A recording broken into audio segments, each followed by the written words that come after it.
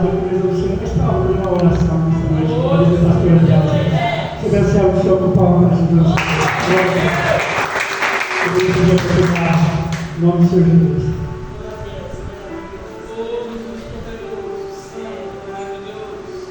Salve a igreja com a paz do Senhor Jesus. Amém. Vamos orar então. Glória. Aleluia, Jesus. Aleluia, Jesus. Senhor, meu Deus, meu Pai. Estamos aqui, Senhor Jesus, em agradecer, para te louvar, para te agradecer, para que ele manda sobre o Senhor também, para o Senhor Jesus. Deus querido, Deus amado, poderoso, para te estar, Deus nosso privilegiado, somos vários, levamos, Senhor, pela tua graça, tua misericórdia, Deus, alcançados, sustentados, Deus querido, Deus amado, Deus glorioso, Deus venha, Senhor, estar conosco, Pai querido, Deus venha, Senhor, preparar essa mente, nosso coração, Senhor, para que nós possamos receber a tua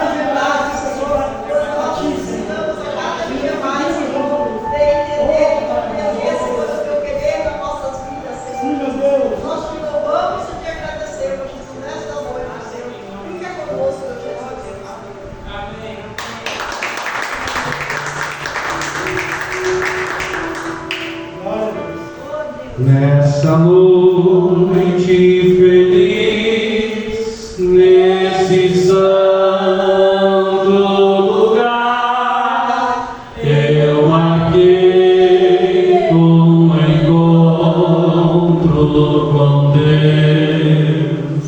Seu amor é real, sua paz eu marquei um encontro com Deus. Eu marquei um encontro com Deus aqui nesse santo lugar de oração. Seu amor é real, sua paz gozarei. Eu marquei um encontro com Deus.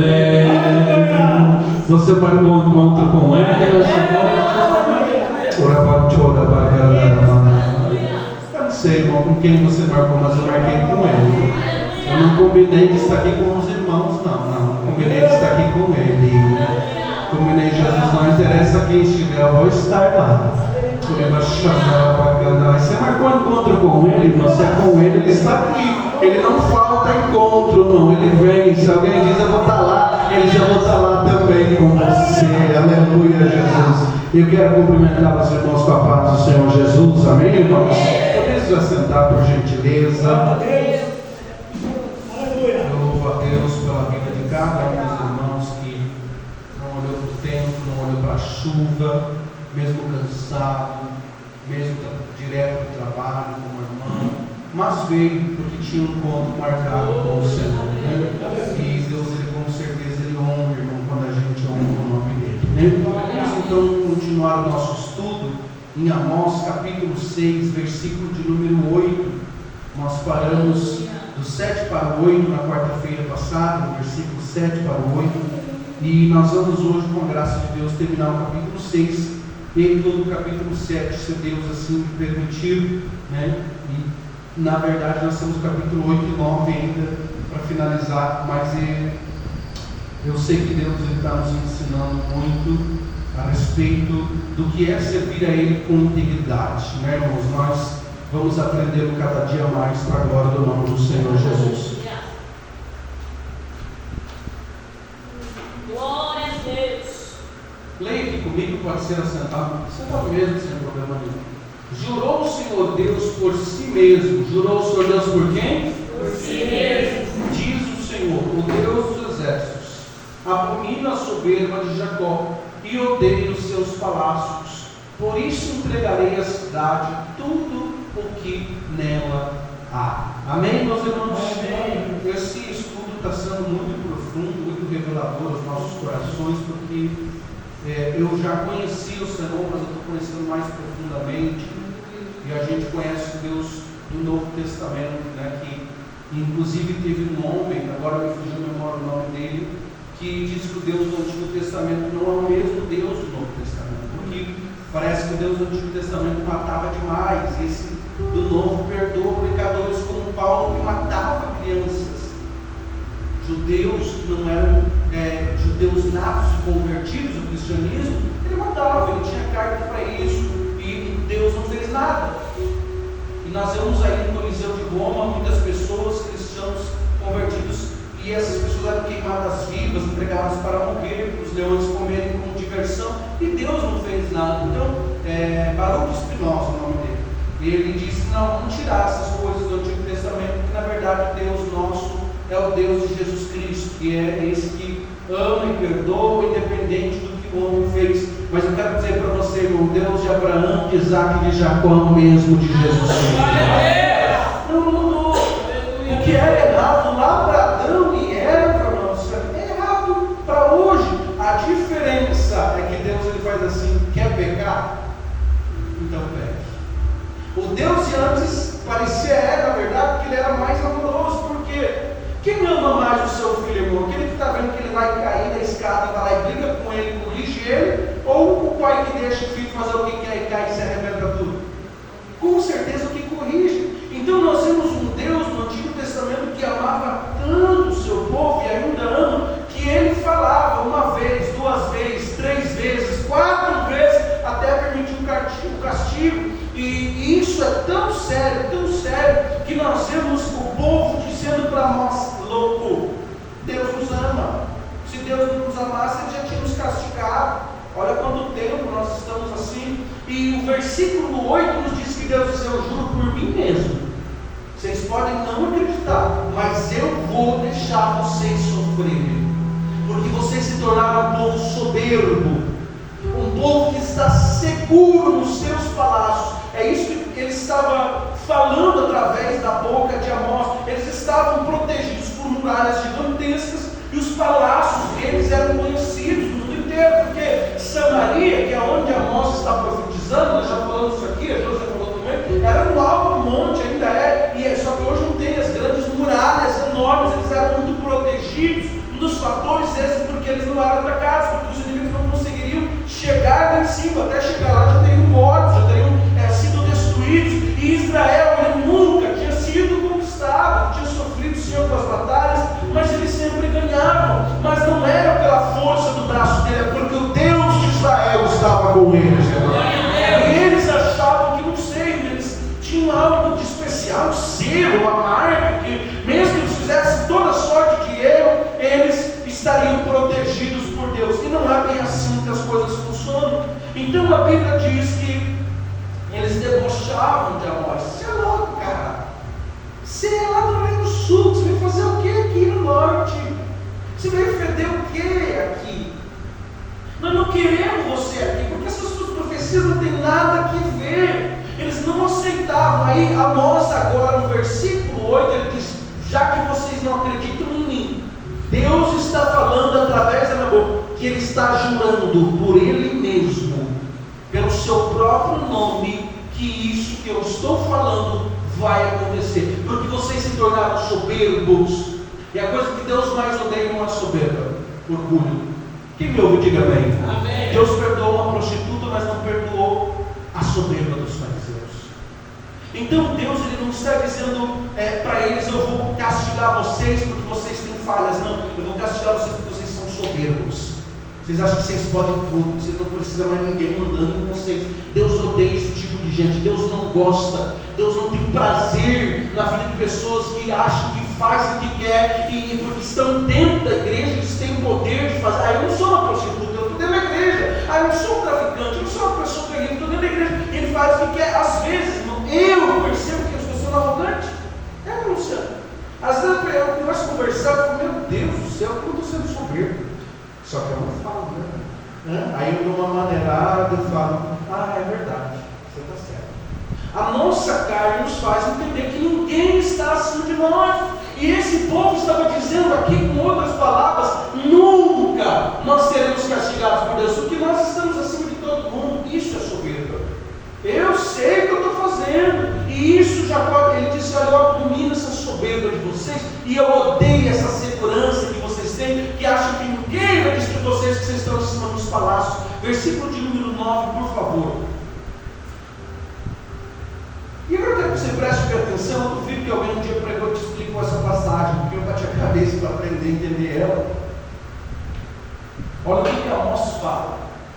Então, já que vocês não querem ouvir, olha o que Deus falou. Amós está dizendo, vai ser assim: se numa casa ficar 10 homens, quer dizer o quê? Vai ter uma guerra ali, vão ser mortos muitas pessoas, mas se numa casa ficar 10 pessoas, vai morrer também. Por quê, irmãos? Porque naquela época, não é como hoje, que nós temos a OMS, a Ugangel, nós temos posto de saúde, um aqui, outro ali, 2 hospitais na cidade. Naquela época quase não se tinha nenhum tipo de proteção. Então, por isso, quando alguém pegava uma lepra e dizia, até tu sará, some na cidade. Quem tem entendendo, diga glória a Deus. Presta atenção. Então, era tão temido as doenças que quando alguém ficava com uma lepra, não achava uma cura, sai da cidade. Senão, se alguém pegar isso aqui, já era. Não é que nem hoje você vai tirar uma doença na pele, a gente já corre lá, mas a gente já resolve. Não tinha. Então, o que acontecia aqui? Por que Amós disse só se ficar 10 na casa vão morrer? Por quê? Porque não tinha onde ir socorrer tanto ferido numa guerra. Então, eles morriam e ficavam ali amontoados, eles tacavam fogo nos corpos para evitar que as doenças se proliferassem. Mas Amós está dizendo, mesmo assim, vocês, se não morrerem pela espada, vocês vão morrer por doença, por causa da quantidade de corpos que vai estar espalhado no meio da cidade, a podridão, imagina, irmão, imagina comigo, você imagina comigo, você vê um bicho morto 2, 3 dias, você fica com um cheiro insuportável, se ele estiver morto aí na frente, todo mundo sente na região, você imagina milhares de corpos, a quantidade de doença, o sangue apodrece, coagula e vira uma coisa terrível. Então, o que eles faziam? Eles queimavam os corpos, mas era pior, porque a fumaça espalhava muito mais bactéria. Mas, bom, a nossa vai dizendo, vocês pensam que vocês vão escapar, mas mesmo assim, se alguém escapar, aí olha o que diz o verso 10, mesmo assim, se um parente lá de Jerusalém, de outra cidade, vier nessa cidade que está queimando e tomar para levar os ossos, então, mesmo depois de queimado, na verdade o povo judeu tinha por honra uma pessoa ser queimada, colocado para a cremação e ser enterrado queimado, isso era uma honra. Então, se um parente vier para fazer isso e levar os ossos, preste atenção, para fora da casa e disser ao que estiver mais interior, quer dizer, lá no finalzinho, bem escondido, sobrou um, e se ele disser, ainda está alguém aqui contigo, falar com esse camarada que sobrou um único escondendo, e ele disser não, então responder não, ninguém, então ele lhe dizer, cala-te, porque não devemos fazer, pode passar, verso 10, engoliu ali um pedaço, está aí, meu Júlio, está aberto? A sua, quem tiver aí para mim, não devemos fazer, 10? Menção do nome do Senhor. Menção do nome do Senhor. Sabe a profundeza do que Amós está dizendo? Se não morrerem ali, atacado pelos inimigos, se a doença não matar, se sobrar um, vai ter que dizer, fica quieto, fica escondido, cala a boca, não menciona o nome de Deus. E aqui nós temos pelo menos 3 motivos do porquê Amós está dizendo isso, cala a boca, fica quieto. Por quê? Primeiro, senão os soldados é capaz de te ouvir e vir aqui te matar, porque Deus não vai deixar você vir. Olha a grandeza da profecia que Amós está dando. Então, se tiverem 10, morrerem ainda com os corpos, ficar só os ossos, e alguém ainda ficar um escondido, não fale, não abra a boca, porque alguém vai te achar. Ou segundo, porque vai dizer, não quero saber de Deus, não quero mais, Deus matou todo mundo aqui, então fique de boca fechada. É isso que essa passagem está dizendo, não fale mais nada sobre Deus, Deus nos abandonou, Deus nos deixou aqui, então nos deixa aqui. E a terceira coisa, são 3 opções que os teólogos diziam, por que ele fala, fica quieto, não fala mais de Deus, porque pode ser que Deus nunca mais o ouça. Então eles estavam com um medo terrível de Deus nessa profecia que Amós estava passando para eles. Quem entendeu isso, diga glória a Deus. É difícil, irmão, tem que entender tudo isso. dizendo, vocês não querem ouvir uma profecia? Deixa eu dizer para vocês o que vai acontecer.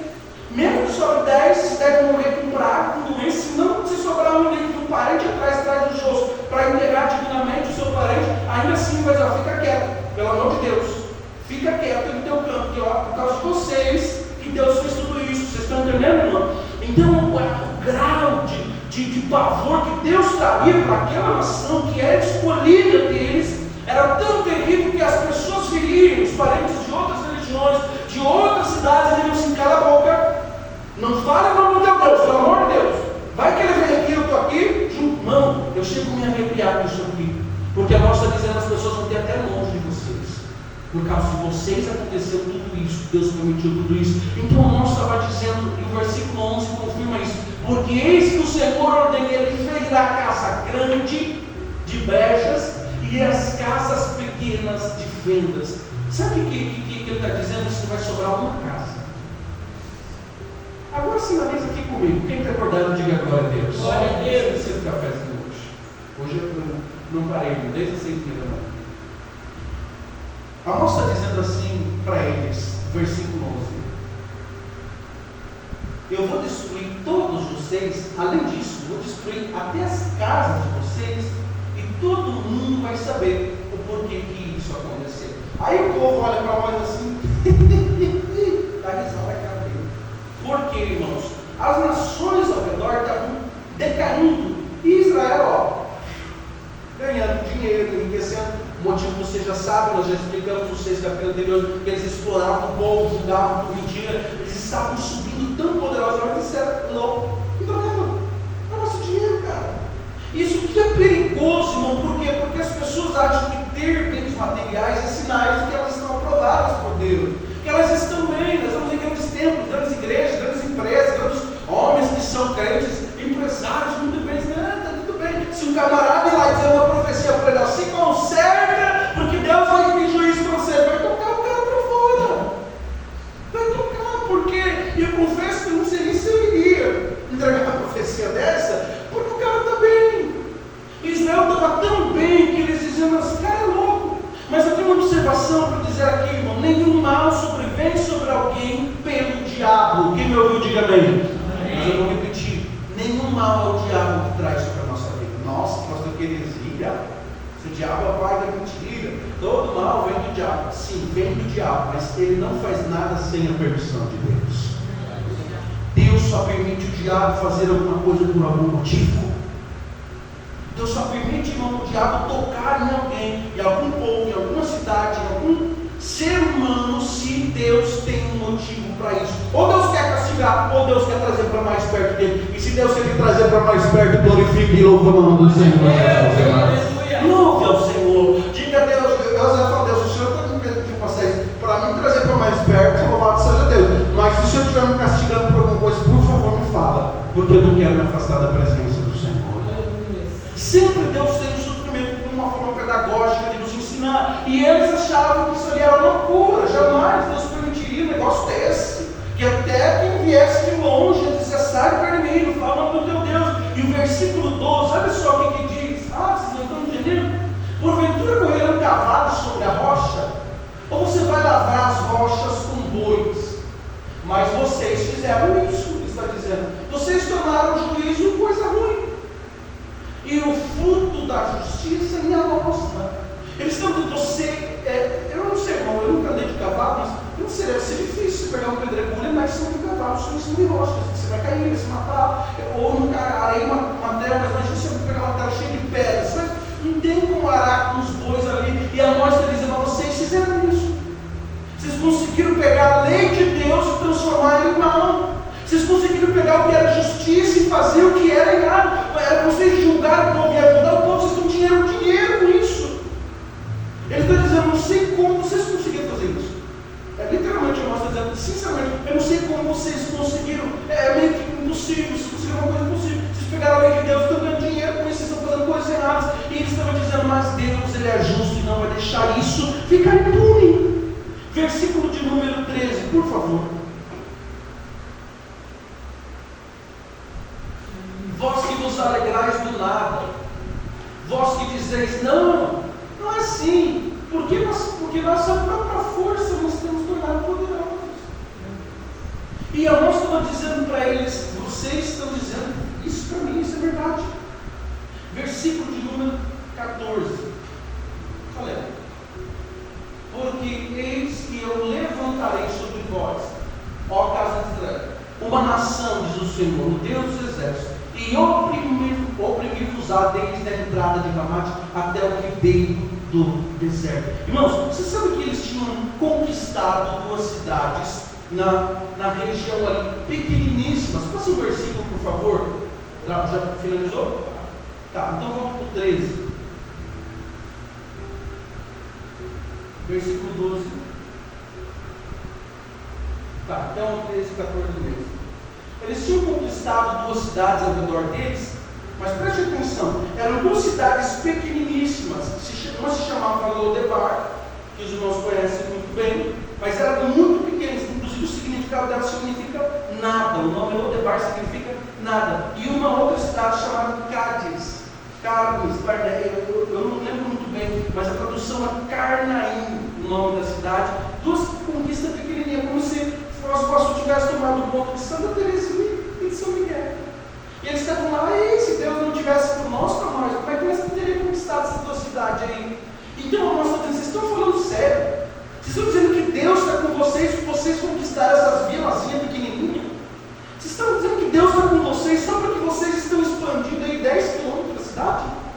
É como se ele quisesse dizer assim: vocês conquistaram coisas e por isso Deus está com vocês. Alguém diga glória a Deus, irmão. Glória a Deus. Conquistar grandes coisas nunca foi sinal da presença de Deus na vida de alguém. Conquistar coisas não é um sinal de que Deus está com aquela pessoa. E tem muita gente que ela começa a se mostrar: olha, eu estou crescendo, eu estou pregando, olha como eu estou aparecendo. Isso não é um sinal de que Deus está com você. Não cuidado, que o inimigo engana as pessoas. Tem pessoas que acham que estão indo bem, elas estão bem com Deus, estão tranquilos, nunca mais vão se incomodar. E versículo 14, para nós encerrar o capítulo 6: porque eis que eu levantarei sobre vocês, casa de Israel, uma nação, diz o Deus dos exércitos, e eles vão oprimir vocês, da entrada da cidade até o final dela. Não vai ter uma casa que não vai ser perseguida e destruída pela Síria. Do mesmo jeito que vocês foram cativos lá no Egito, eles sabiam dessa história. Eles sabem de onde Deus tirou eles. O pior, mas a gente sabe de onde Deus tirou ele, mas não obedece mais a voz de Deus. Sabe o que Deus fez com ele? E quando Deus traz um profeta para falar com ele: cuidado, você sabe de onde Deus se tirou? Rapaz, sabe que você sabe da minha história. É mais ou menos isso que eles estão dizendo para nós: você está profetizando aqui, nós somos um povo que fomos libertos do Egito, ninguém pode com nós, por isso você vem falar um negócio desse. Então esse capítulo 6 fala que eles, no último momento, na última fala de Amós, eles não deram nenhum tipo de atenção. Essa foi a última vez que Amós tentou convencer eles. Ele não falou mais. O versículo 14 fala que Deus dá o decreto: não, então vocês não querem mais, vocês não vão ouvir, não adianta, essa é a última vez que eu falo. E aí no capítulo 7, por favor, coloca lá para mim, irmão. Eu prometo para os irmãos que eu não vou ser cansativo. O capítulo 7, então, agora encerra. São 5 visões que Deus deu para Amós. Até agora, Amós está dialogando com eles, como um profeta. Ele está literalmente pregando. Deus me trouxe aqui para falar que se vocês não se converter, o negócio vai ficar feio. Deus me trouxe aqui para falar que se vocês não derem ouvir a voz de Deus, Ele vai permitir vocês sofrerem, como debochando a cara deles. Então no capítulo 7 ele diz assim: então eu vou falar para vocês as visões que Deus me deu. Você está entendendo, irmão? Eu já fiz muito isso, já muito, irmão. Eu vou naquela pessoa, quando Deus falou comigo um negócio, eu respeito você. Vai ficar feio, é melhor você se endireitar. Aí quando a pessoa diz: a pessoa insiste em dizer que ela está certa, cada vez fala: então eu vou te falar a visão que Deus me deu. É assim que Amós fez. Amós faz 6 capítulos que ele está tentando, falando, dialogando, se envolve. Ele foi falar com os sacerdotes dos 3 templos, ele foi se esforçar, falou com todo mundo, dizendo que Deus tinha falado com ele para ele sair da terra dele lá do Reino do Sul e vir para o Reino do Norte. Irmão, como se você saísse aqui do Sul, nós estamos na América do Sul, Brasil, e fosse lá para a América do Norte. Imagina você chegar lá no líder das maiores igrejas dos Estados Unidos, do Canadá, e dissesse: ó, Deus me trouxe lá do Brasil para falar que vocês estão tudo sofrendo. Eles não dão risada da tua cara, irmão. Eles vão dizer: você é aqui mesmo? Ah, eu sou lá numa igrejinha de Porão lá. Literalmente. Irmão, você sabe de onde que nós era? De uma cidade menor que Santa Teresinha. Eu quero sair de uma cidade desse tamanho, de uma igreja que ninguém sabe, né, de onde que vem, e vai lá para os Estados Unidos. Eu estou resumindo para você entender mais fácil. Jesus fazia muito isso nas paradas. Ele chega lá e começa a pregar os principais que Deus vai destruir esse país, Deus vai deixar vocês serem os piores, mais humilhados desse mundo, irmão. O que é os Estados Unidos hoje? A maior potência do mundo. Sabe o que eles vão fazer? Meus ouvintes dizem: dá risada na cara dele. Eles vão: camarada, vaza daqui. Você não está vendo que Deus está conosco? Olha o nosso país. Nosso país é o melhor do mundo. Não tem ninguém que se atreva a vir nos atacar. Você sai de lá do Brasil, pelo amor de Deus. O que é você mesmo? Sua voz. Você é o quê? Não, você não é nada, cara. Sai daqui. Então, ele, nesses 6 capítulos, ele tenta convencer, ele tenta fazer com que ele segue a pena, mas sem sucesso nenhum. Quem entendeu isso até aqui? Diga glória a Deus. Glória a Deus. Então, são 6 cultos que nós estamos só estudando o diálogo dele com o povo. E eles não ouviram. Mas agora, hoje e quarta que vem, nós vamos ver o que Deus falou. Aí é diferente, meu irmão. É diferente quando eu tento falar para a pessoa e eu falo com palavras bonitas, né? Mas o que Deus fala é muito sério. E aí nós vamos ver que Deus deu 5 visões para nós. E nós vamos falar agora da primeira delas. Por favor, vamos ler ali, quem puder me acompanhar, em 7 de Amós, capítulo 7, versículo 1. O Senhor Deus assim me fez ver, e eis que ele formava, ele fazia o que, irmãos? Literalmente surgia do nada, assim no ar. Não vinha do sul, do norte, porque eles poderiam dizer que isso era natural. E Amós, na visão que Deus me deu, ele formava, do nada assim aparecia uma nuvem de gafanhotos. No princípio do rebento da erva seródia. Vou explicar isso para você de graça, tá, irmão? Isso aqui, eu vou explicar para os irmãos o que está acontecendo. O princípio do rebento da erva seródia. Olha aqui para mim. Nesse tempo aqui, o que acontecia? Eles viviam da cultura, eles viviam da agricultura, do plantio. Então a primeira plantação, pode ser de feijão, de arroz, de trigo, qualquer que fosse, ela era entregue para o rei, era entregue para o governo, era entregue como imposto, como um tributo para Ageu Bom, segundo que era o governador do país. Era entregue, a mesma coisa, o nosso dízimo, algo do gênero, mas eles entregavam para o governador, que era Jeroboão, que era o rei de Israel, e eles levavam 10%. E Amós diz: nessa minha visão, melhor a premissa, eles davam toda a primeira lei. Nessa minha visão, vocês já tinham entregue para o rei essa colheita, e quando estava começando a nascer a segunda colheita, essa nuvem de gafanhotos tinha destruído toda a plantação de vocês. Olha a visão dele, que ele fala para eles: e eis que era a erva seródia depois de findas as ceifas do. Então, nessa visão, eles já tinham entregue os impostos. E o que iria acontecer? Eles iam se tornar escravos do governo, porque eles não teriam o que comer, e eles teriam que viver de implorar, de trabalho escravo, porque eles não tinham o que comer. Então, me dá essa primeira visão: Deus formava os gafanhotos, o rei recebia as primícias, os gafanhotos iam comer a segunda colheita, e o que sobrasse seria para o povo, mas não ia sobrar nada, porque os gafanhotos iam destruir tudo. Ou seja, eles iam trabalhar para o diabo dar risada. Como foi falado aqui, a irmã falou no começo, né? É mais ou menos assim: uma pessoa trabalha, só paga a conta. Chega no final do mês, ela não sobrou 10 quilos, não sobrou 5 reais. Era mais ou menos, eu estou explicando para os irmãos aquilo que está acontecendo. Iria ser assim: mas Deus me deu uma visão, vocês vão trabalhar com um burro de carga. Vocês só vão comer, não vão ter mais nada, vocês não vão ter, não vai sobrar para nada, nem para comprar, nem para vender, nem para nada. Vocês só vão entregar a colheita e vão se tornar escravos dele, não vai ter nada mais. E infelizmente, irmão, tem pessoas que esperam chegar nessa situação. Antes delas serem, colocar Deus como prioridade na vida delas, elas deixam o gafanhoto vir consumir tudo, e elas se tornam escravos daquilo. Elas se tornam escravos, trabalham manhã, tarde, noite, não sobra nada de tempo para Deus, não sobra tempo para a família, não sobra tempo para nada, elas só estão trabalhando para o governo.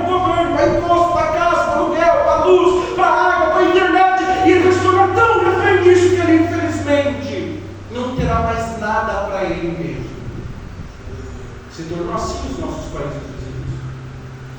Eu não estou falando do modelo de 10 mil anos atrás, eu estou falando da nossa geração. Quando o povo deixa de buscar Deus, ele se torna escravo do governo. Você pode glorificar o nome do Senhor Jesus? E a mão está dizendo, olha que coisa linda, irmão. Vamos ler. Alguém pode ler para mim, por favor? E o Victor põe no verso 2. Mas eu quero que alguém abra para mim Deuteronômio 28, 42. Por favor.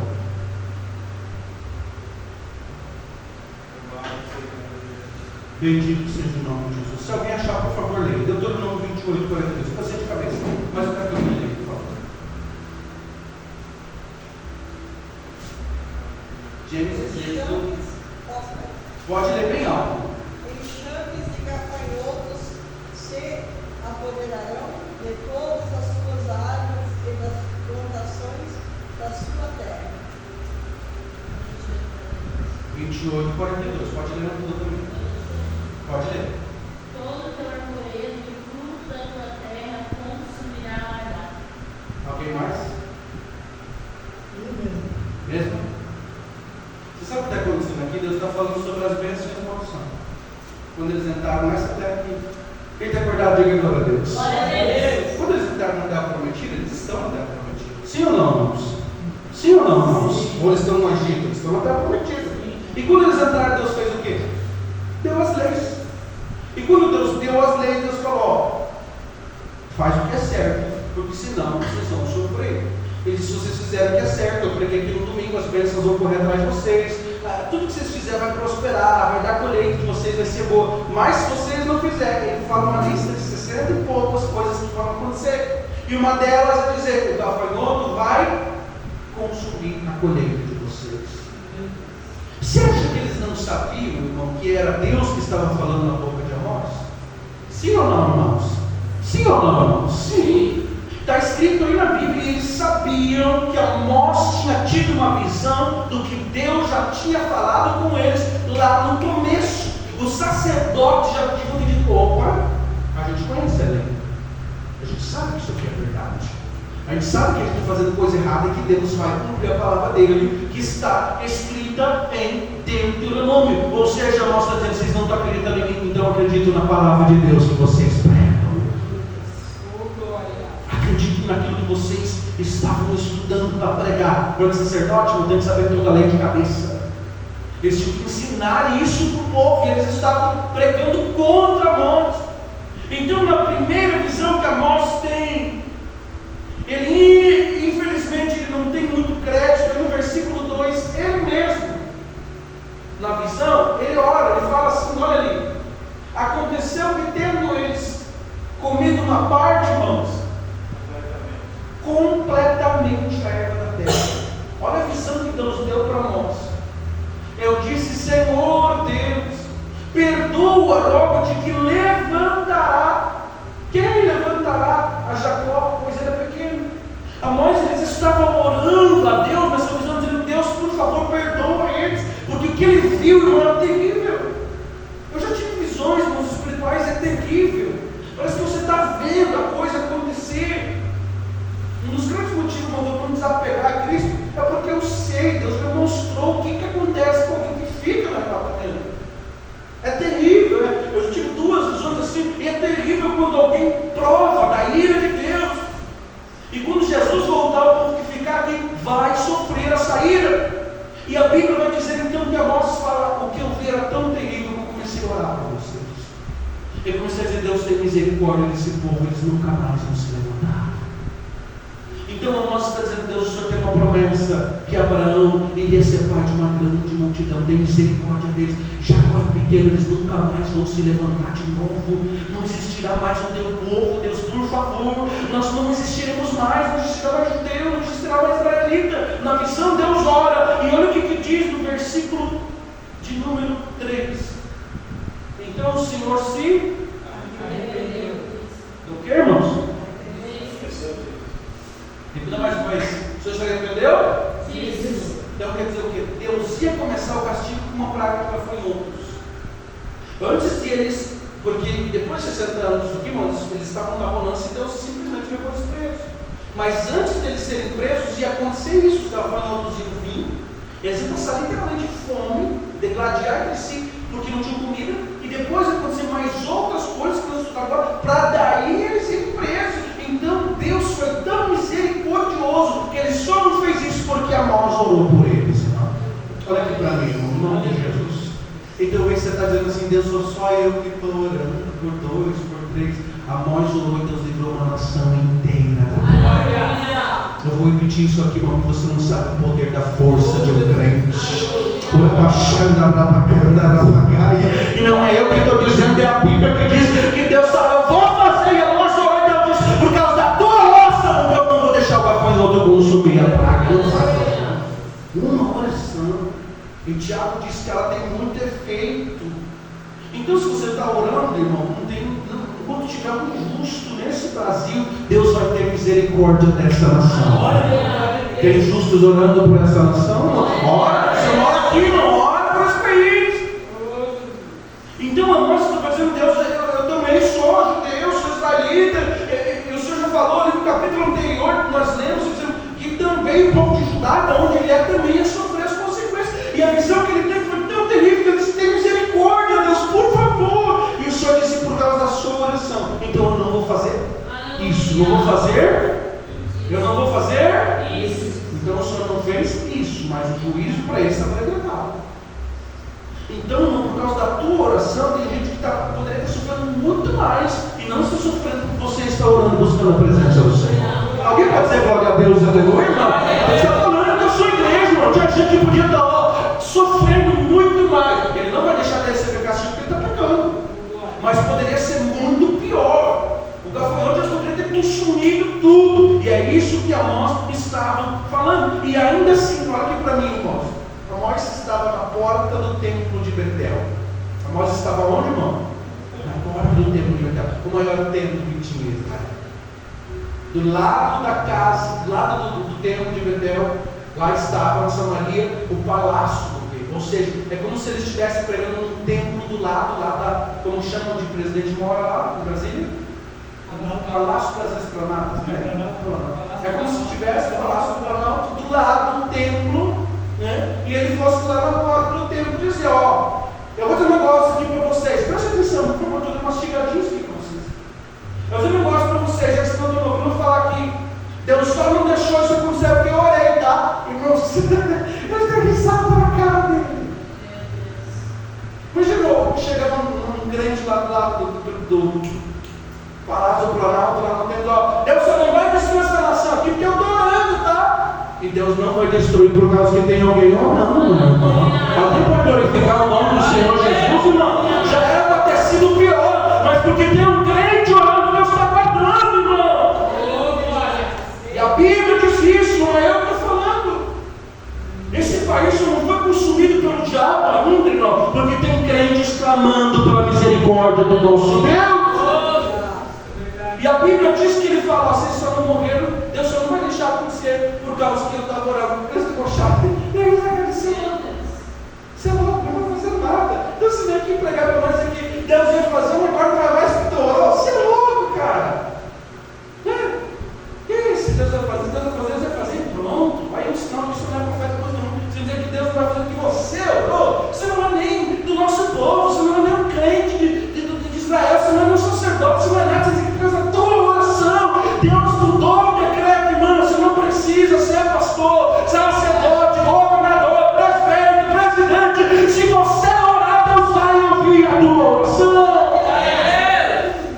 Por causa da oração de Amós, o Senhor teve misericórdia deles. E eu vou ser bem sincero: se eu fosse Amós, eu dizia qualquer momento. Graças a Deus que não era eu ali, né? Mas a visão que ele viu tão forte que ele disse: Senhor, por favor, tem misericórdia, Deus, tem misericórdia. E Deus respondeu. Agora, vamos por favor, no versículo 4 ao 6, ele tem uma segunda visão. Só piorou o ódio deles. Só piorou. A mais por enquanto eu dialogando, mas agora ele fala, dizendo assim: não, vocês iam sofrer uma praga que ia destruir tudo, mas eu orei por vocês, tá? Deus tem misericórdia. Debochou da cara dele. Aí ele fala então a segunda visão. Amós não ia falar essas coisas. Se ele mostrou o Senhor Deus, segunda visão. Eis que o Senhor Deus clamava para contender com ia pegar fogo em tudo, irmãos. E esse fogo é tão profundo. Lê na sua tradução para mim aí, irmão, versículo 4. A tradução de hoje ela fala muito melhor sobre o abismo. O soberano, ó Senhor, mostrou-me também que para o julgamento estava chamando o fogo, o qual secou o grande abismo e devorou a terra. Olha essa tradução, que é que eu estudei. Os novos linguagens diz que a visão que Amós teve, o fogo era tão intenso que secou até as fontes de água. Fala de novo mais alto, por favor, para os irmãos ouvirem. O soberano, ó Senhor, mostrou-me também que para o julgamento estava chamando o fogo. Deus estava chamando o fogo. Olha só que profundo. Deus disse: fogo, vem cá. Olha a visão, irmão, que Amós teve. Fogo, vem cá. Vai, continua. O qual secou o grande abismo e devorou a terra. Deus disse para o fogo: seca todas as águas dele. Qual versículo que é esse? Versículo de número 4. Pode ver. É o mesmo que está ali? O mesmo também? Seca todas as águas. Só que essa tradução não é difícil de entender. Essa outra é mais fácil. E aí diz: eis que o Senhor chamava o fogo. Chamava para contender. Ele falou: vem aqui, vamos conversar. Fogo, vai lá, consome tudo, até as águas que tem, os abismos, as fontes, seca tudo e consome uma parte da terra. Olha a visão que ele teve, irmãos. Após uma grande peste que foi louco, olha o que ia acontecer. E Amós, nessa grande visão, o que ele faz, irmão? O que ele faz? Versículo seguinte: então disse Deus: eu te peço, Deus, cesse esse fogo, por favor, Senhor. Sabe, irmão, quando Deus vai falando com você sobre o teu familiar, que vai acontecer isso, vai fazer isso, vai trabalhar assim no seu Deus, tem misericórdia, Senhor. Tem misericórdia, Deus, tem misericórdia. E Deus fala o que no versículo 6? Que Deus fala: eu vou ouvir a tua oração mais uma vez. Mais uma vez, por causa dele, por causa da oração dele, Amós intercede pelos mesmos motivos. Deus, eles são um povo pequeno, vai destruir, não vai existir mais, vai cessar ali. O povo, as histórias dos historiadores vão dizer: tinha um povo de Deus Israel, mas o próprio Deus matou eles e acabou ali. Fim de conversa, Deus, eles são pequenos, não deixa isso acontecer, não deixa esse povo destruir tudo. E Deus, mais uma vez, na visão, ouviu a oração desse jovem, desse homem chamado Amós. E o versículo 7 ao 9, nós já vamos encaminhar para nós finalizarmos, então o versículo 17 apenas, e vamos deixar o picolho para quarta-feira que vem. Mostrou, aqui nós temos, irmãos, a terceira visão. Sabe por que Deus mostrou tudo isso para nós, irmão? Porque mesmo fazendo tudo isso, eles não se arrependeram. Eles não se arrependeram, Deus mostrou para nós o porquê que eles iam ser presos. Quem lembra aqui que a Josi falou da quarta transgressão? Quem lembra, diga glória a Deus. Lá no começo, capítulo 2 e 3. Uma visão, duas visões, três visões. Na quarta visão, Deus vai dizer assim: não, chega.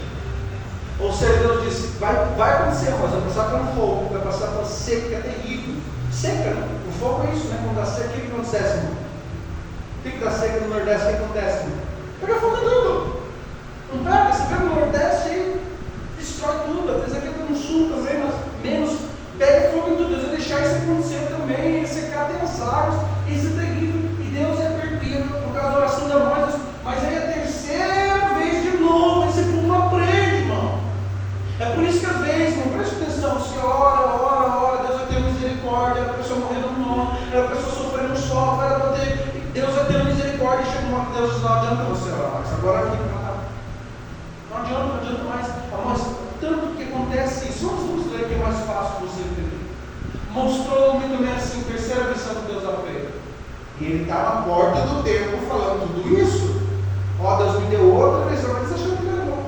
Nossa, a divisão, né? Deus agora que você é, pai, mas tu mais aqui no templo. Terceira visão: eis que o Senhor estava sobre um muro. Estava sobre um muro. Alguém tem essa outra tradição que diz que Deus estava edificando um muro, ou algo parecido com isso?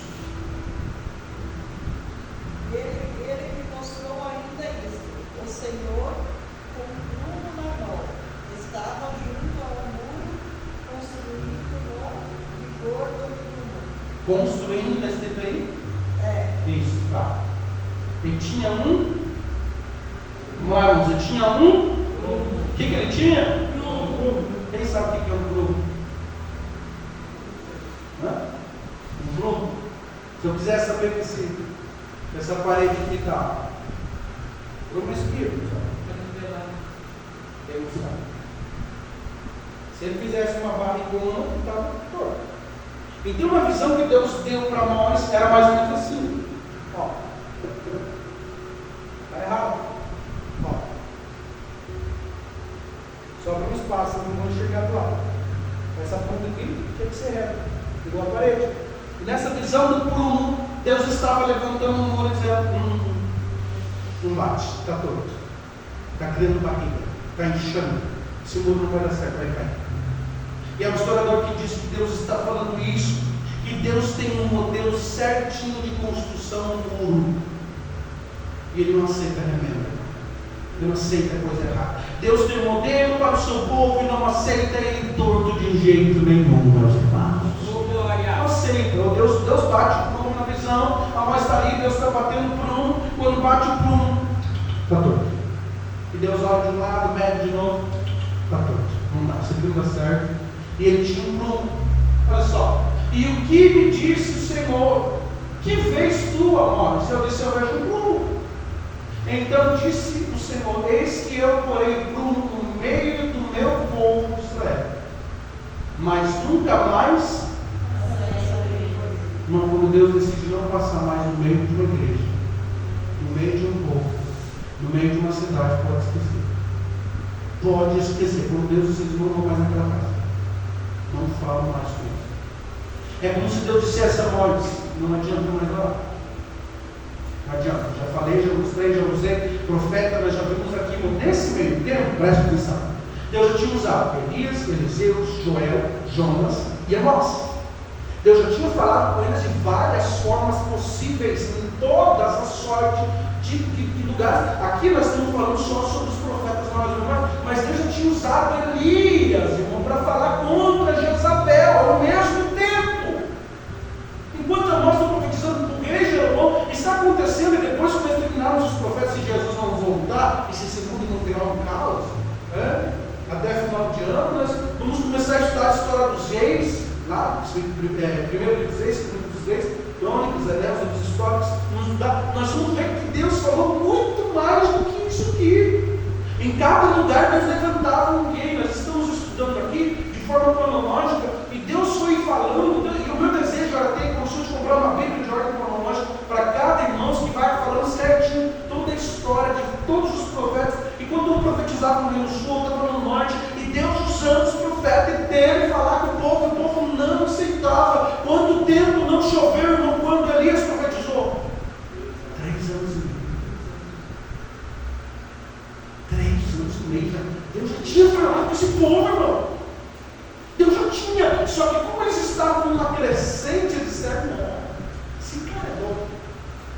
Esse camarada é louco. Eles não deram ouvido à voz de Deus de maneira nenhuma. Então, o nosso irmão Amós, ele tem uma visão de Deus. O que você está vendo aí, irmãos?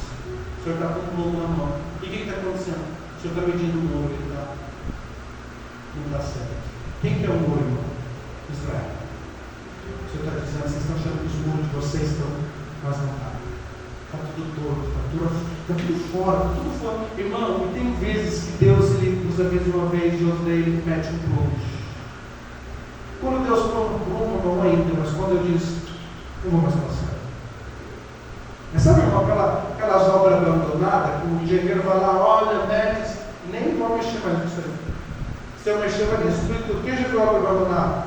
Você sabe por quê, irmão? Eu acho que alguém vai dizer: não, eu não preguiça. O que eu vou fazer? Na frente da igreja que eu congregava na sede, da Assembleia de Deus, lá na minha cidade, tinha uma obra enorme. Enorme mesmo, se não me engano, uns 30 e poucos andares, está velho, de cimento, já na chuva. E eu não sabia porque o irmão falou que não, porque eu fiquei comendo uma obra. Se mexer, destrói, cai tudo em cima das outras casas. Eu fiquei aí. É mais ou menos como se Deus dissesse: passei por um lugar. Se mexer aqui, não vou nem passar o meio. Não vale mais a pena. É isso que Deus está fazendo, irmão. E talvez, irmão, tem gente que Deus fala, e chega uma hora que Deus... Não. Deixa, não tem mais o que fazer. E quando Deus dá essa visão para nós, olha só o que acontece, irmãos, em vez de eles se converterem. Eles, infelizmente, eles não dão ouvidos. E aí Deus fala, usando a nós mais uma vez, mas os altos ou altares, né, de Isaac serão assolados. Mais uma vez, Amós está falando da lei, que ele está falando de Abraão, Isaac e Jacó. E destruídos os santuários de Israel, e levantar-me-ei com espada contra a casa de... Como? E Amós agora mexe na ferida, porque até aqui ele só falou do povo, agora ele está falando do rei. Aí quando ele fala do rei, nós vamos ler agora nos próximos versículos, que eles entenderam isso como um golpe de estado.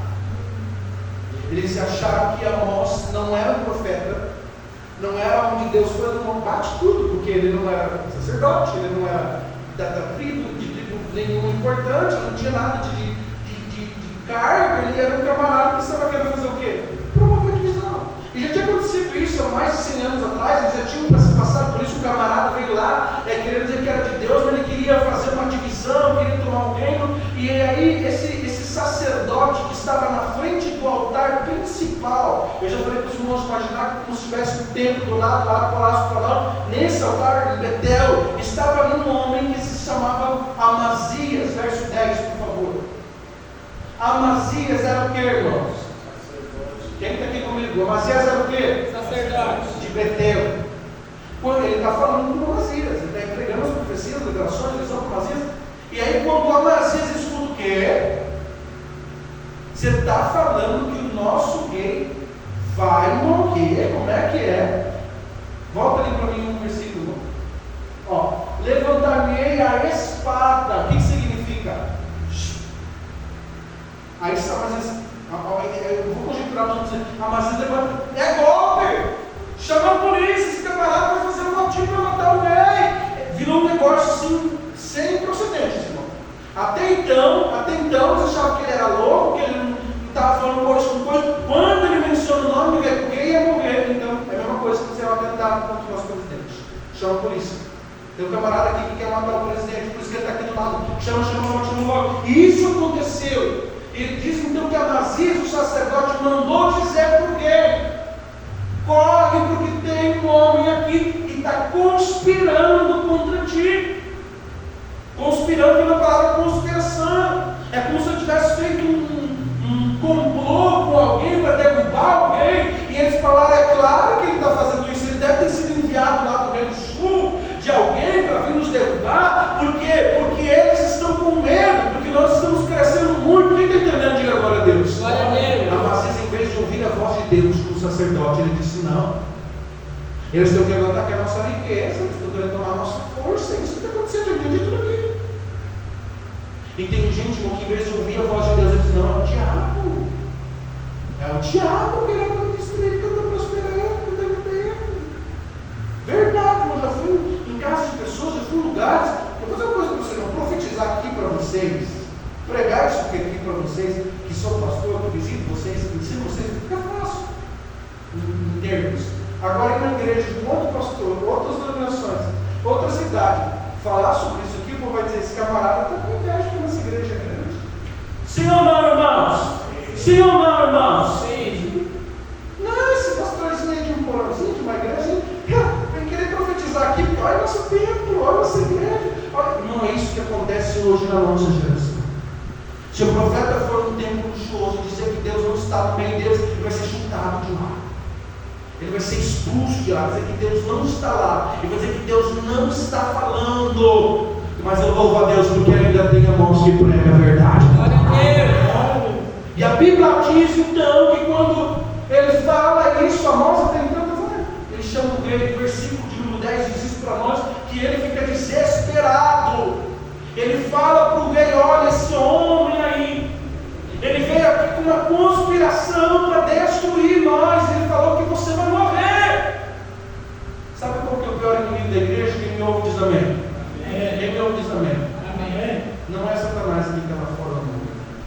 quem está dentro da igreja e não deixa pregar a verdade. Aos líderes que estão dentro das igrejas e não aceitam a pregação da verdade. São as pessoas que dizem, se for onde está para pregar, eu não vou para a igreja, o pastor não chama mais, porque senão vai começar a diminuir os membros, as pessoas não vão vir, ele começa a falar dos erros das pessoas. Ele começa a falar que adultério é pecado, ele começa a falar que idolatria é pecado, ele começa a falar que não pode ficar aí jogando bola, perdendo tempo, ele começa a falar de coisas que agridem o ego das pessoas e continuam fazendo errado dentro da igreja. Eles não chamam mais esse pastor aqui, não. E isso aconteceu aqui. Esse homem chamado Amazias, que era o sacerdote, ele ficou com tanta raiva de Amós, que estava entregando, anunciando os pecados dele, que ele foi chamar o rei, dizia que ele estava conspirando contra o rei. Versículo de 11, por favor. Porque assim disse Amós, olha só, Jeroboão vai morrer à espada. Olha o que ele diz, querido. Isso é conspiração, pelo amor de Deus, mano. E Israel certamente será levado para fora do cativeiro. Então o que dá a ideia aqui? Que ele era de outro reinado, que ele era de outro país e que ele veio tentar em nome de Deus falar que isso ia acontecer, como se o rei se rendesse. Então eles entenderam que isso era uma conspiração, mas na verdade era Deus falando: meu prumo vai passar no meio de vocês. Ele acusa Amós de conspiração, acusa e diz que o rei ia morrer e o povo seria levado em cativeiro. Isso que é guerra? É guerra de um povo contra o outro. Eles só estão entendendo o que está acontecendo. Eu vou falar um pouquinho aqui, uns 2 minutos sobre isso aqui. Por favor, preste atenção. Por favor. Amazias é a figura de liderança não instituída por Deus, mas que se aproveita do cargo que lhe foi dado. Amazias era o cara que para dizer: vamos baixar a cabeça e obedecer a voz de Deus. Vamos queimar sacrifícios de incêndios, vamos rasgar as nossas vestes, vamos oferecer holocaustos, vamos oferecer manjares, vamos nos humilhar, porque Deus trouxe alguém aqui para falar conosco, alguém para dizer para nós nos humilharmos. Nós não queremos isso, nós não queremos. Eu quero que Deus abençoe o povo amado. Às vezes ficava com medo, sabe do que, irmãos? De perder o cargo. Olha aqui para mim, por favor, preste atenção. Sabe o que o rei ia pensar?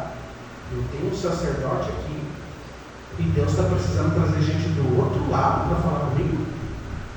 Eu não preciso desse sacerdote. Por amor de Oliveira, Amazias disse: se esse cara der crédito para nós, eu perco o meu cargo. Então, deixa eu vir a câmera aqui. Irmãos, Deus está cedendo de homens e mulheres que pregam a verdade, não se interessa no lugar. Não interessa se a igreja vai dar oportunidade, se ele vai cantar, se ele vai pregar. Ele quer servir a Deus com excelência, sem se importar com o que vai acontecer. E Amazias, ele disse: eu preciso fazer alguma coisa, eu vou perder meu cargo. Quem entendeu? Diga glória a Deus.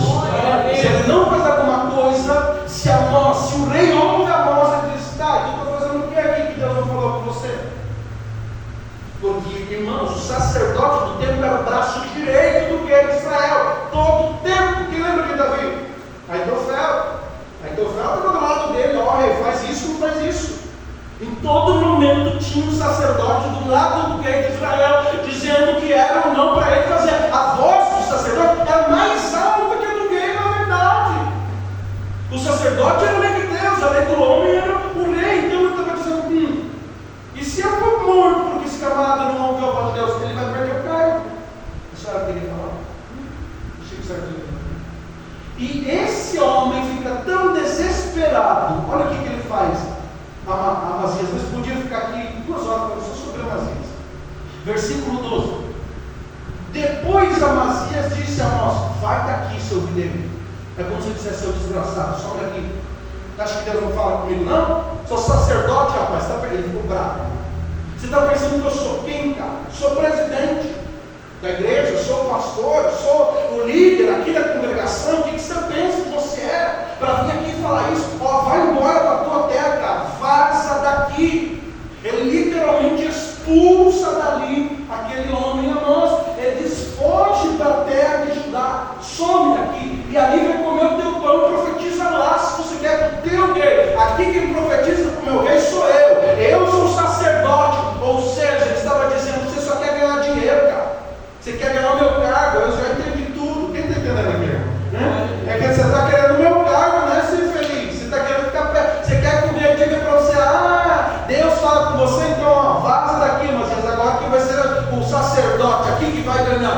vai comer do bom, do melhor. Por quê? Porque as primícias da colheita era para o rei. E o que o rei comia, Amazias comia. E tem gente que se vende por causa de bonança. Tem gente que se vende. Amazias se vendia por causa de bonança. O rei comia, ele comia também. Então ele não queria perder o cargo. E agora eu entendo, irmão, por que o diabo se levanta tanto contra o nosso culto de ensino? Porque o diabo não quer que as pessoas ouçam a verdade da palavra de Deus. Verdade, irmão, sempre não pode. 10 pessoas hoje, tudo doente, tudo fora as 3 irmãos que estão viajando. Eu não sei o que acontece. Está todo mundo doente hoje. Mora mandando mensagem para mim que está doente. Outros que não vieram nem falar por quê. Outros que deram motivos, só Deus sabe. Irmãos, eu não entendo qual é a fúria do diabo contra a palavra de Deus, porque, sinceramente, irmão, eu não perco o culto de ensino por nada. Eu já peguei aqui doente, já peguei aqui uma quarta-feira, a Josi sabe. A Josi tem esse no pé de oração, eu não vou mostrar fraco para o diabo, vou ensinar a palavra de Deus naquela igreja. E há pessoas, irmão, que infelizmente preferem esse tipo de gente. Você sabia, irmão, se estivesse dando um temporal forte e eu fizesse uma campanha aqui, eu te provo isso, posso fazer isso só para vocês verem. E vou trazer o profeta, não sei da onde, irmão, aqui na quarta-feira. Vai encher isso. Tem gente que, inclusive, vai até convidar parente para vir aqui, sabe? O culto de ensino não vai chamar. Não vai. Ninguém chamou. Eu não vi ninguém convidar alguém para o culto de ensino. Uma vez uma irmã falou assim: quando que tem culto na tua igreja? Tem quarta, sexta, domingo. Aí você falou na quarta. Ah, não, vai na sexta. Na quarta é só ensino mesmo. Eu vi isso com meus ouvidinhos. Meus ouvidinhos. Aí eu falo: Deus, o que eu estou ensinando nessa igreja? Glorifique a Deus, porque nós não temos sacerdote corrompido aqui dentro dessa igreja. Glória a Deus. Não. Eu prefiro corromper do que ensinar mentira do povo de Deus. Amazias falava tudo que o povo queria ouvir. Por quê? Porque senão a premissa não chegava para ele. Se ele falasse para o povo: está errado, Deus vai condenar vocês, Deus não quer isso no meio do povo de Deus. Rapidinho, o povo ia: sai daí, camarada. Olha, não vou contribuir mais não. O Amazias daí está profetizando que minha colheita não vai dar certo. Eu que não vou ficar contribuindo. Se um pastor fica pregando a verdade no público e o irmão se ofende, diz uma alta, ele já não vem mais. Aí sabe o que ele faz? Não tem problema não, pode vir. Porque ele participa daquilo que está impondo. Amazias tinha se corrompido. E isso foi tão sério. Por favor, irmãos, olha, continue. Mas em Betel, daqui por diante, tu não profetiza mais. Aqui é o santuário do rei em Casa Real. Você está ficando louco, cara. O que você vem querer profetizar? Aqui é o centro de Israel. Você sabe onde é que você está, cara? É mais ou menos como se você dissesse assim para nós: você sabe para quem você está profetizando? O povo mais forte, que nunca perdeu uma batalha. É isso que ele está falando. Então, como se ele dissesse: se eu não fosse um sacerdote de Deus, nós já tínhamos piorado as coisas aqui. E é o que esses pastores, esses líderes, se a nossa igreja não fosse de Deus, não está prosperando tanto. Aí viram, os irmãos tudo carrando, aí a nossa igreja está grande, e vem aqui o cara dizer que Deus não está conosco, não. Prosperidade, sabe quem dá para as pessoas não deixarem a igreja? O diabo. Meu Deus, que heresia, pastor. Meu Deus, que heresia. Eu vou dizer uma passagem para você. A Bíblia diz que Jesus é levado no Espírito no deserto para ser tentado. E o diabo, não sabe o que ele falou? Se você me prostrar e me adorar, Jesus, eu te dou tudo o que você quiser desse mundo. Tudo o que você quiser. Aí a pessoa acha que ela tem um bom carro, uma boa casa, está ganhando rios de dinheiro. Como a maioria dos casos, a maioria das igrejas, a maioria dos líderes que eu conheço. Ele acha que ele está bem. E a Bíblia diz então que Amazias ele é expulso, ou melhor, Amós é expulso. E o verso 14 diz, dizendo Amazias falou: eu não sou profeta, eu não sou filho de profeta, eu sou boiadeiro e eu cultivo filhos. Sabe o que ele está dizendo? Eu não vim aqui por cargo, pode ficar no teu cargo, eu não quero ele, eu quero obedecer a voz de Deus. Eu vou repetir isso aqui. Você sabe o que ele está dizendo? Você está achando que eu quero ficar com o teu cargo para ganhar dinheiro, Amazias? Que eu quero ficar com o teu cargo para ser braço direito dele? Eu vim aqui, eu era fazendeiro, eu trabalhava na minha casa numa boa, servindo a Deus, eu não queria nada disso, mas porque eu obedeço a ele, eu honro a ele, vocês não honram mais a Deus, eu vim aqui profetizar e falar a vontade dele, e eu não quero um real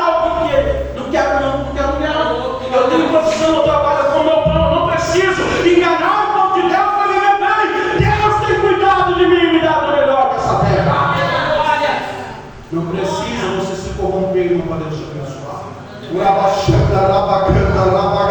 Não, vem aqui para a igreja. Olha como Deus está abençoando. Olha como Deus está usando. Deus abençoa quem é fiel à palavra dele, independente de onde você estiver. A prova diz que 2 irmãos já trocaram de carro.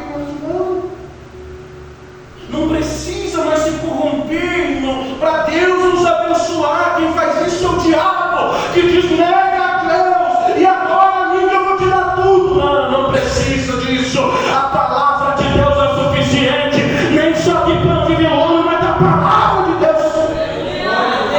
Não precisa você se corromper. Eu não quero ter um salário, às vezes, de profeta aí. Faz se você quiser com ele, eu não quero, não.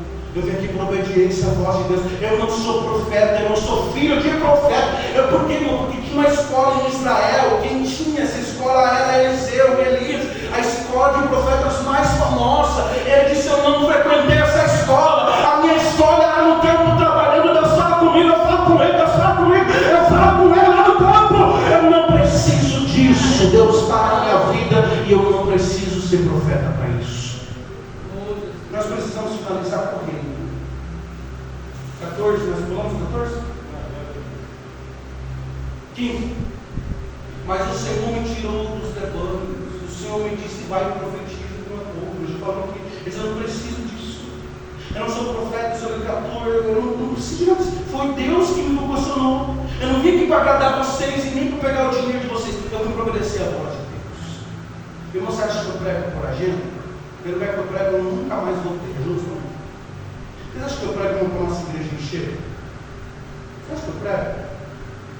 Se fosse por isso que hoje em dia, desconfirma, se a igreja começa hoje, mês que vem a gente dá um tempo maior, daqui a pouco não falta espaço dentro do lugar. E desconfirmam, porque servir a Deus é levar a sua cruz todos os dias. Desconfie. Volta naquela igreja que esses membros são os mesmos de ano passado. Os únicos novos aqui é o Vitor Reis, o resto dos outros 20 são tudo menos de 3 anos, 2 anos, 3 anos. Eu mais ouvi, um pouco mais, né? Um ano e meio. Mas menos que isso não. Sabe quem permanece? Quem está enraizado na palavra de Deus. Vamos finalizar, versículo 16 e 17. Agora, pois, ouve a palavra do Senhor. O cara não está brincando, não. Não tem medo de você, não, Amazias. Tu disse: não profetize contra Israel, nem fales contra a casa de Isaac. Ou seja, o pecado de Amazias, que era proibir a pregação da verdade. Você está dizendo isso para mim? Versículo 17. Meu Deus, isso que dói. Isso que dói muito. Versículo 17 é a maior dor que tem de um sacerdote na Bíblia. Não tem outro. Nem Eli sofreu isso aqui. Então é que ele não ouvia mais a voz de Deus e os filhos dele se prostituíram no templo. Quem está me ouvindo, diga amém. O castigo de Amazias foi tão terrível que olha o que aconteceu. Nós vamos finalizar aqui em 3 minutos. Portanto, assim diz o Senhor. Eu chego a estar arrepiado aqui. Amazias, a moça dizendo: porque você proibiu a pregação da verdade. Olha o que Deus vai fazer com você. A tua mulher se tornará prostituta. A mulher do sacerdote principal, do pastor presidente do país, vai se tornar prostituta. Os teus filhos vão morrer na guerra, quando forem invadidos todos. Ele tinha muitos filhos, mulheres e homens. E a tua terra, que você se orgulha tanto aí, que você conquistou com o dinheiro do povo, a tua terra vai ser repartida por soldados. Qualquer um, se a orelha vai tomar posse, que é teu. Olha o que Deus está falando. E tu